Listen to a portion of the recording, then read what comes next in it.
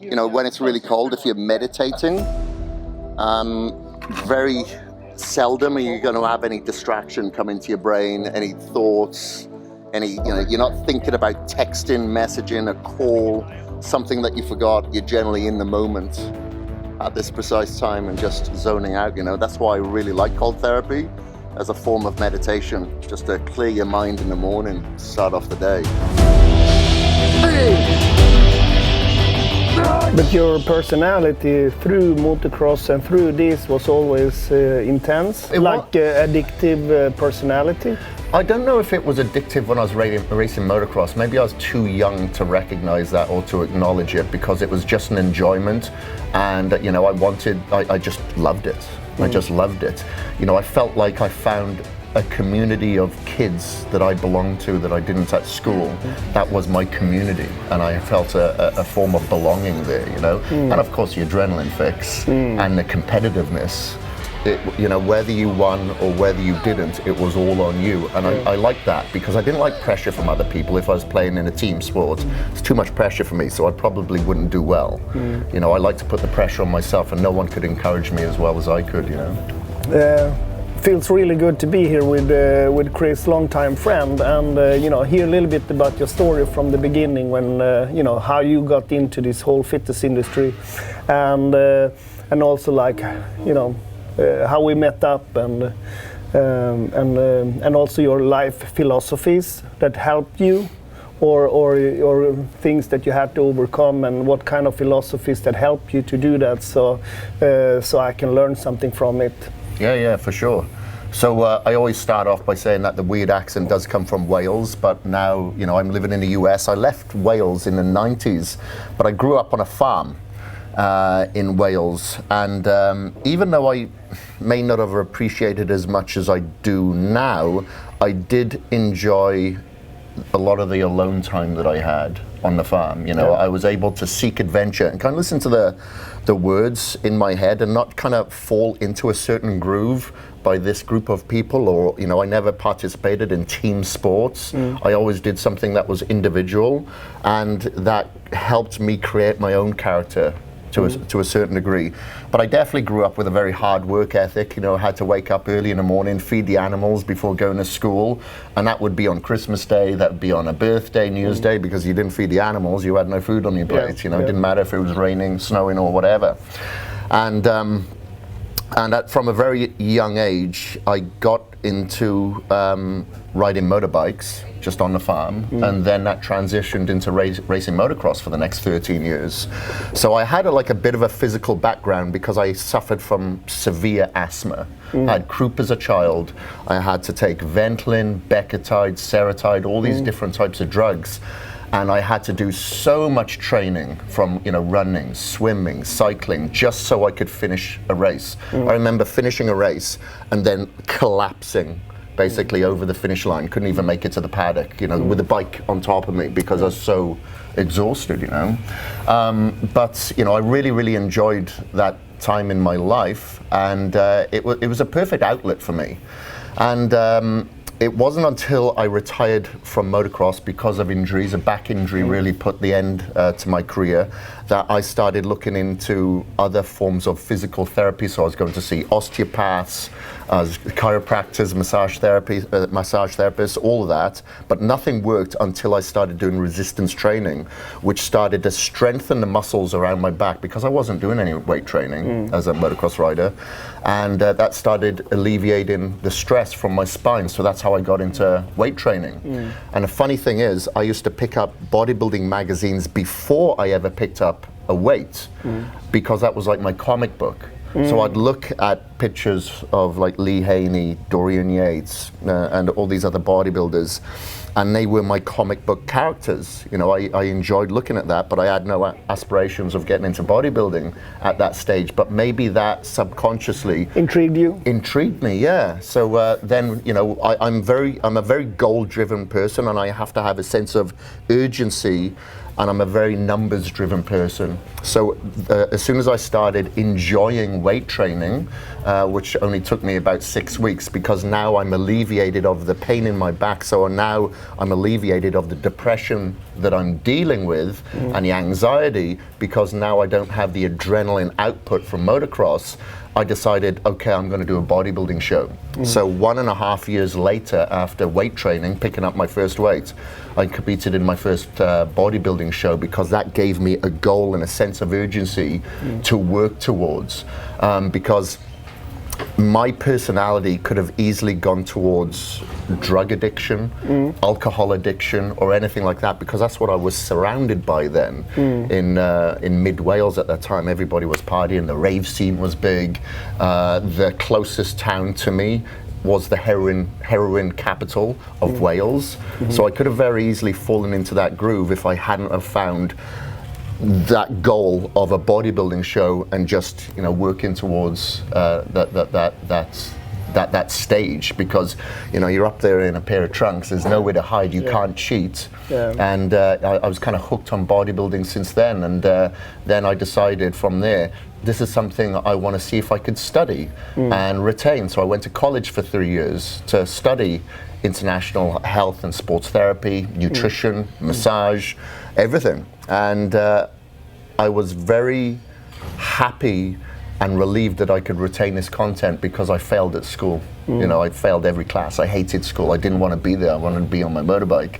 But now I'm doing something that I enjoyed at college, and I was retaining the content, and I passed. And that was my ticket out of Wales. So I used those international qualifications to take me to other countries to do and pursue what I love. But your personality through motocross and through this was always intense? Like addictive personality? I don't know if it was addictive when I was racing motocross. Maybe I was too young to recognize that or to acknowledge it, because it was just an enjoyment, and I just loved it. I just loved it. I felt like I found a community of kids that I belonged to that I didn't at school, or within my relations, like my cousins and stuff like that.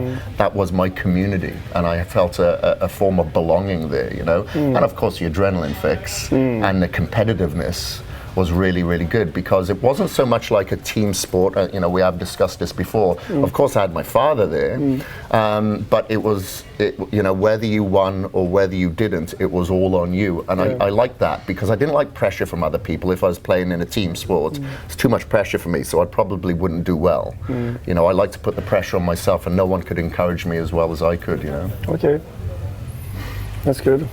So, and how did you transition from that to the reality where you're living today? So I was working on cruise liners for a while. I started off, this is I was cruising out of Fort Lauderdale and doing the Caribbean. And I started off doing personal training, but I quickly found out that Americans tip, not like Europeans. And they would tip the massage therapists more than the personal trainers. So I already had my massage qualification, so I started doing massage there. And I figured out at that point that I was definitely a better salesperson than I was a therapist, because there was therapists on that boat that were much better than me, but I was getting more time off, I was making more money because I was selling more product, and I was delivering.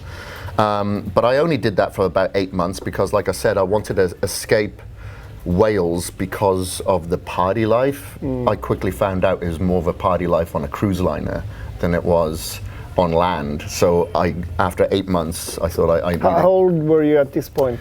Well, this was in 99, so this is like 21 years ago, so I'm 46 now, so I would have been like 24, 25, And so then I met somebody from Australia. So I thought, well, you know what, I don't really want to go back to the UK, I'll go to Australia. So I flew over to Sydney. Within 1 day, within 24 hours, I got myself a job at a gym, just, on the gym floor, putting weights back at a place called Bodyline in North Sydney. And from there, I thought, okay, I'm going to pick up my bodybuilding as well, and I found out there's a huge natural federation, bigger than like the NPC or the IFBB over there. So that was great. So I thought, okay, I'm going to compete in another show. So I started utilizing my cardio in the morning to put little trifold leaflets that I'd put together to advertise my personal training business, mobile personal training. So I'd do cardio in the morning and drop these in people's letterbox, and I would choose areas like Balmoral and Manly and Willoughby, places that obviously had disposable income. They were nicer houses. So those are the routes that I'd choose to do my cardio in the morning. And through that, I started getting a lot of clientele. So I'm going to people's parks, I'm going to people's homes and training people. And then I used that money to purchase my first gym 2 years later, which turned out to be a bit more of a liability than an investment.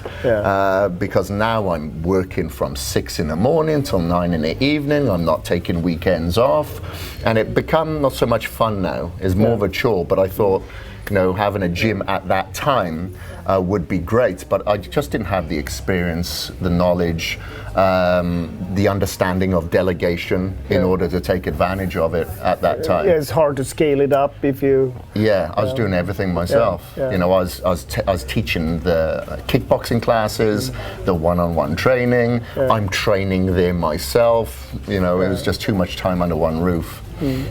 But it was during that time, so I'm transforming people at this time, and I had 2 champions in the Body for Life competition. I had a male winner and I had a female winner that won the Australasian Championships. So I started getting recognized as a transformation expert, because I wouldn't offer one-on-one training. I would offer only a 8-week, 12-week or 18-week transformation, because I needed to give people that sense of urgency. So if that person was like, you know, a bigger person, maybe 18, if that person had good genetics, or I recognized that they were very disciplined, maybe it'd be an 8-week transformation, or maybe they didn't have the funds for further.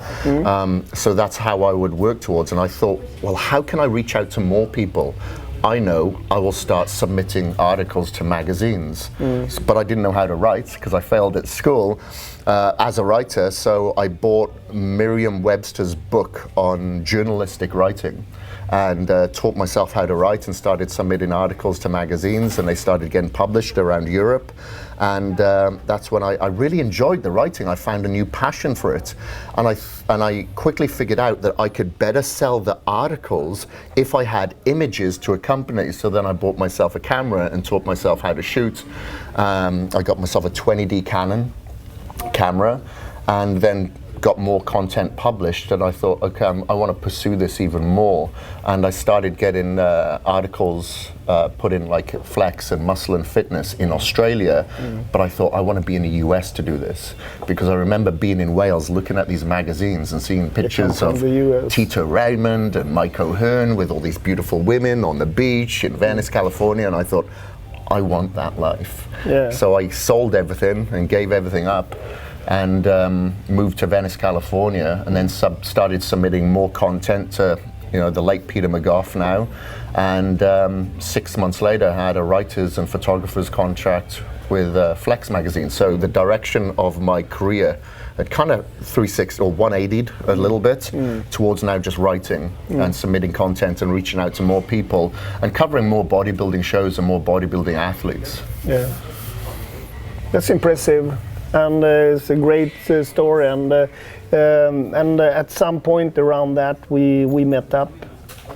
Yeah, that's right. So 2 years after that, I got the job opportunity to be the editor-in-chief of bodybuilding.com, and that's when I met you. And I knew of you before. I'd been wearing the GASP clothing, and I'd been introduced to you and your clothing through my ex-wife, Marika Johansson, who was also Swedish, and you knew her from being in Sweden. And that's how we got introduced, and then started working together, and we built up a friendship which has now been 12, 13, 14 years. So, and then, you know, I was living in Boise, Idaho, like I said, as the editor-in-chief of bodybuilding.com, but then I moved away for a few years. I was in India, went to the UK again for a while, and then realized, you know what, I've got my green card. I absolutely love Boise, Idaho. I'm going to move back, and then moved back about just over 5 years ago, and decided to start up a supplement company and then went back to India and started up a gym franchise a year after that. So that's 4 years old now. And it's those two things that are keeping me very busy and occupied. But now I've started like an online community as well. That is a passion of, you know, helping a lot of people through training. So what do you feel is your biggest trait to kind of like accomplish all this and maneuver on this? Well, what trickled this road to happen for you? Well, I've never been diagnosed with having ADD. Yeah. But I'd say I acknowledge that I have, you know, I don't like to label things, but I acknowledge that I don't focus on one thing for too long before I like to move on to something, but then come back to that focus, because then I'll go back to that original focus with a new mindset. So I like to kind of, I will not exceed myself or, you know, exceed at that one thing if I focus on it for too long, because maybe I get a little bit stale. So I think through doing several things, together I can exceed. Yeah, and then you can scale it up, so to speak, by going back and look at it again. Exactly. So I've recognized that myself, you know, because like generally I will travel with like 4 books, because I read a little bit of this one, and then when I feel like my mind starts to wander, I move on to this one, and then I'll go back to that one. You know? It sounds a little bit like my own thing when I, you know, some people ask me, you know, what's in my secret a little bit.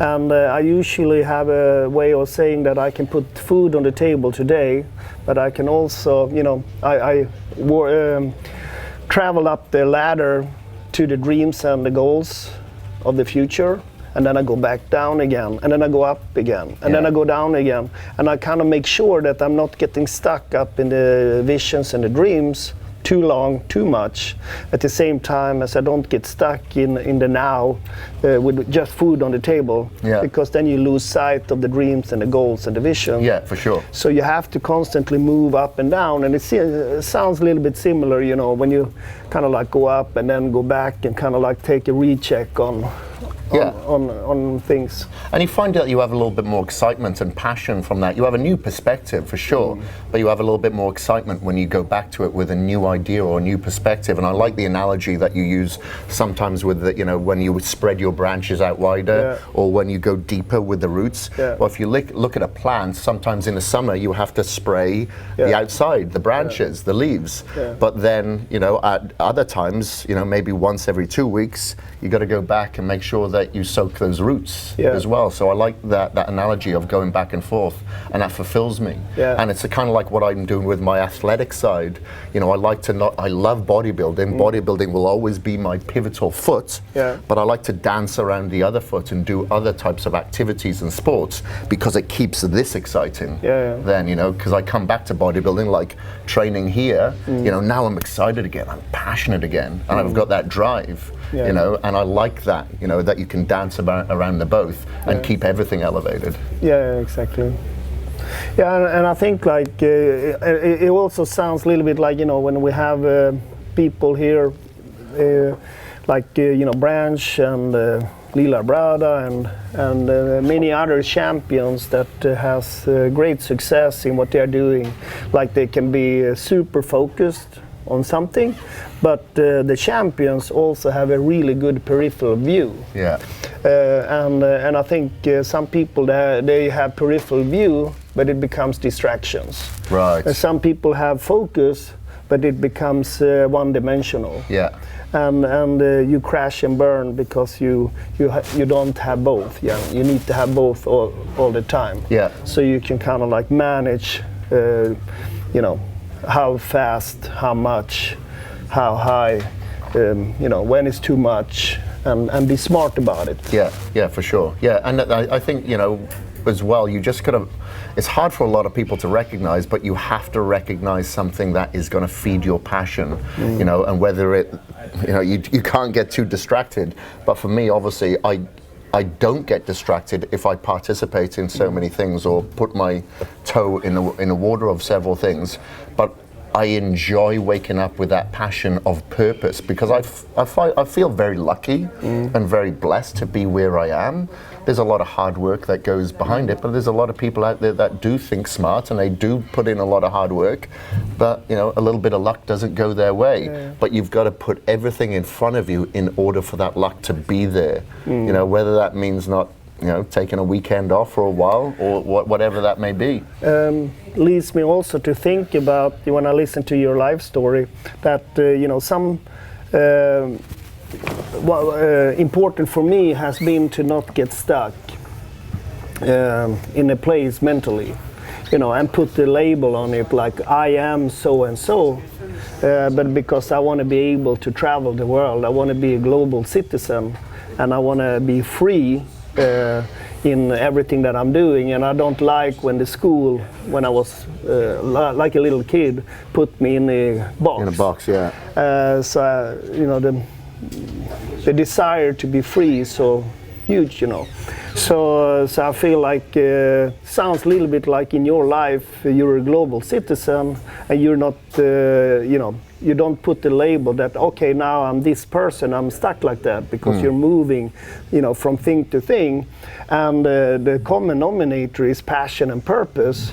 So you are a global citizen with passion and purpose, and you're dancing around your different things, you know. Yeah. And you don't become just one-dimensional with one thing, even if we have an addictive personality. Yeah.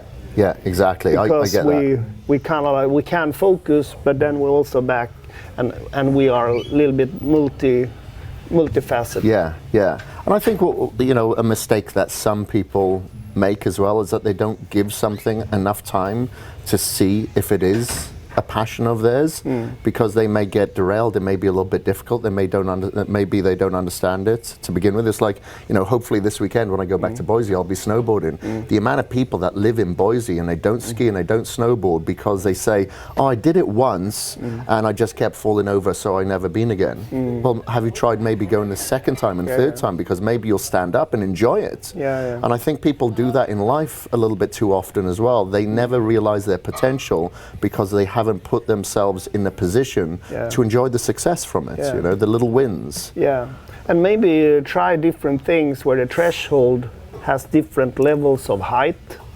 because, you know, I choose motocross late in my life, and the threshold is so huge. I mean, like, of course you can go and ride and have fun with very little experience, but with my focus, ambitions, of doing things to the extreme, the threshold is very high. Yeah. And so it could be discouraging, because it kind of like takes, you know, 10 years to be where I want to be, and be able to, you know, walk the talk and everything. Yeah, and you can't, I think, you know, going back to that, some of the issues where people have comparative problems, where they compare themselves to someone else, like us, you know, on the track the other day, we're looking at Ty racing around the track. A lot of people may have looked at that and gone, wow, I'm going to take up golf, you know, but we looked at that and I'm like, wow, I'm inspired. That's amazing. You know, I applaud that kid for being just so good. And I just think that's absolutely amazing. It doesn't discourage. Yeah, it shouldn't discourage, you know. You should look at someone like Hunter LeBrad and go, that's awesome. Let's see what I can do. But maybe don't compare yourself, because you're never going to have his legs, or you're never going to have his whatever he's got. You just got to build upon what you have and take that as your win. If I compare myself to other people on Instagram, I'm always going to be depressed. You know, you can't do that. Sometimes I get encouraged, but also discouraged about the fact that most stuff that happens is super logic. You know, like whatever Hunter is putting into his life to be that, or whatever the Ty Masterpool is putting into his motocross, everything is logic, you know. Sometimes you don't want to have that logic, because you want to be like, oh, I got talent, or, you know, I'm special, so I can do. I'm going to do something, you know, that nobody else is doing. And of course we're all special, but you see what I mean? Like sometimes, like if I go and race and let's say I win the race, and then I can say like, okay, but everything is logic, so the guys has probably not trained as much as me or have the tutoring that I have, or, you know, things like that. That makes me a little bit, you know, I don't like that. At the same time as it's kind of also good, because everything is logic. Yeah. If you want to achieve something, you just need to work for it in a proper manner. Yeah, yeah. It's kind of like what Thai Master Paul said the other day. If you put in, was it 1,000 hours? 10,000 hours, 10,000 hours, you're going to get better at it. You may not be the best, but you just got to keep on putting in the ethic and the focus. And, you know. Yeah, and he's 19 saying that. Yeah. Which is, you know, another thing that comes with early champions, that people succeed early, that they figure out some grown-up stuff, you know, very early with a peripheral view. Yeah. At the same time as they are usually, you know, super focused. Yeah, one thing that I really liked about talking to Ty at the track the other day, because he said, look, I'm not going to get too anal with these things. He says, you know, Ryan Dungey, for instance, he won't eat fruit if it's more than 2 days old. He says, I'm not going to be like that, because that would probably frustrate me or stress me out if I can't get my fruit, if it's only 2 days old, and that could hinder me instead of help me, you know. So I like that he recognizes those things at such an early age, you know. But one thing that, you know, we're talking about, you know, having fun at what you do. Well, maybe it's not always fun. It's a lot of work, but I think you got to find that balance. And that's where, like, I seek inspiration from you in particular, without blowing smoke up your ass. You know, I see what you do. You put in so much focal effort and work, but make sure that it's a fun environment for people as well at the same time. You know, applaud the wins, but you balance it by having fun as well, like having adventure, seeking adventure, traveling, doing things that are enjoyable to you, and taking a breath that will give you the space in order to have the thoughts to come back with a newfound motivation, passion that has longevity.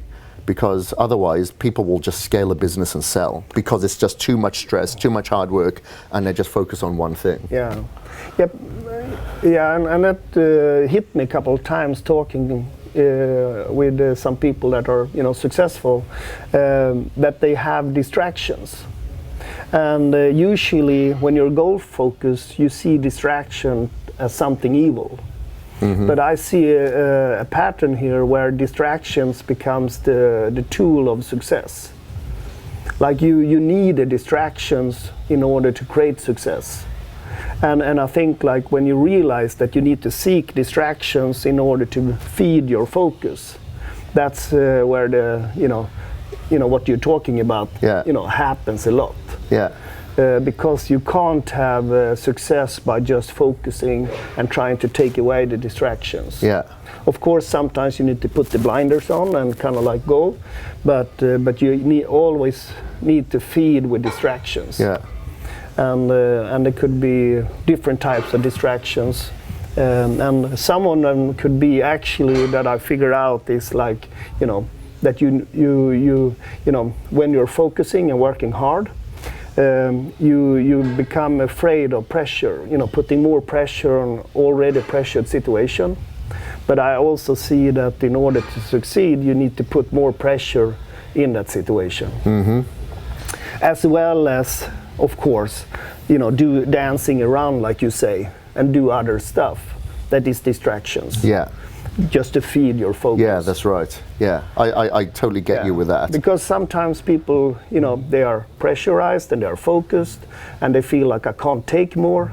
That's where you need to put more on top of it, because the worst thing could be that you kind of like, you start cruising. And cruising is not good. Then it's better to dance around and do other stuff and then feed your focus again. Exactly. You don't want to just get by. You could get by on a desert island. You know, which is okay for some people, but I think for us to feed our passion and purpose, we have to have that sense of like fun, adventure, dance around. You know, we were talking about yesterday the blue zones, the people who have lived to a disproportionate age of like their centenarians, 100 years and older, but in good health. And one thing that's a common denominator with a lot of these people is not only that they have a little bit of fun, but they have a sense of purpose within their community, within their family. You know, they have that. And I think, you know, a lot of us, like myself, can be like a little bit of a loner, can go out and do a lot of things by myself, but I have to recognize, okay, I've got to communicate. I got to come and see people like you. I've got to go out and do things with other people as well as help other people, because that provides a purpose. And it's like you know, the universe sees that as a lifeline and will keep you here a little bit longer if you feed it. That's good. So what do you feel is the next chapter for you? The next chapter is definitely, like I said, is to have more fun now, because I was mentioning to Nick yesterday that I've definitely dealt with a sense of overwhelm for the past couple of months, because I've just been so focused on so many different things, more product launches. We've launched more products this year than any other year. We just launched 2 gyms in November and December in COVID in India, and then I was doing a video series for 2 months where I was leaning out and I was just training from home and filming live workouts every single day.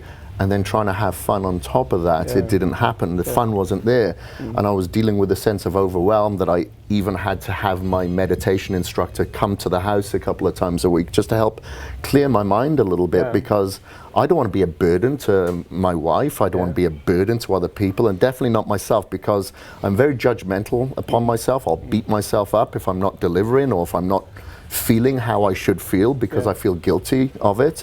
So my goal is to still do what I'm doing, but delegate a little bit more and have more fun. Come and see you a little bit more often is definitely one of them, because like I said, coming here this morning, I had goosebumps when I was here, like doing my cardio. I was like, man, I wish I could live here, you know. I'm not going to move here, don't get your hopes up, Michael.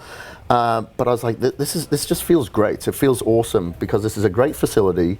I love destination. This is the first time I've visited this one, and just the feeling of the people, the energy.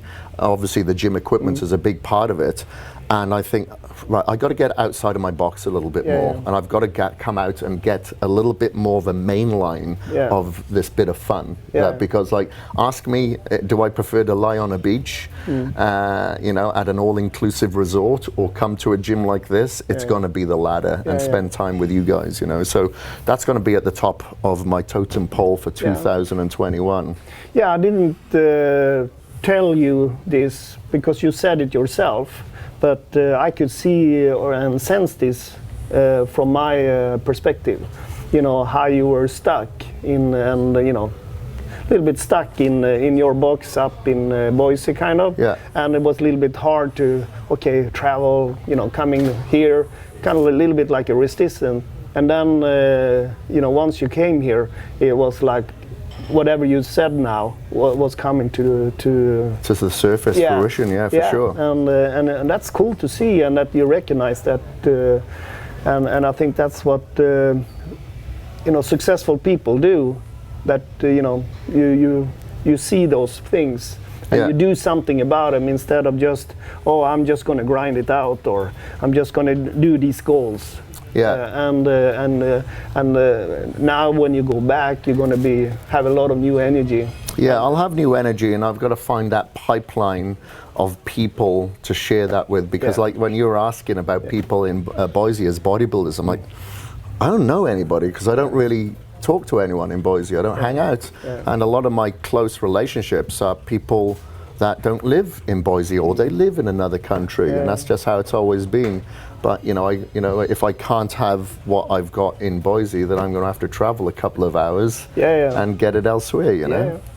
Now we'll make sure we travel the world, and we are taking advantage of everything that is offered in the world. Like, you know, we try to have do a lot of good stuff and dancing around with different things at the same time as we fulfill our goals. Exactly. There's labor, but there's fruits of those labors. But you got to eat the fruit, Yeah. Good. Thank you so much. Oh, thank you very much, Michael. Appreciate the hospitality once again. No, I appreciate that you want to come and share this with me. Yeah. Yeah, that means a lot to me. Okay. We'll be back.